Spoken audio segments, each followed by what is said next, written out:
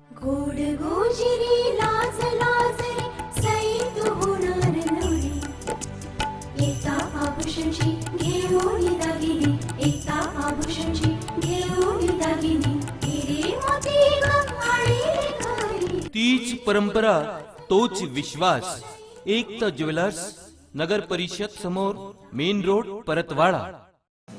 महाराष्ट्र विधान परिषदेच्या अमरावती विभाग शिक्षक मतदारसंघाच्या निवडणुकीची मतमोजणी आगामी 3 डिसेंबर रोजी विलासनगर येथील शासकीय धान्य गोदाम येथे होणार आहे।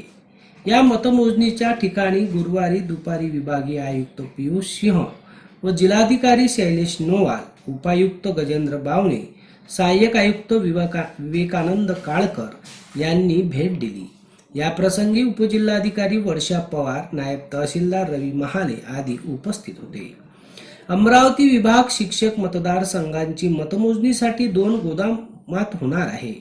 एका ठिकाणी 60 टेबल राहणार आहेत। कोविडच्या पार्श्वभूमीवर आरोग्य विभागाचे पथक या ठिकाणी कार्यरत राहणार आहे।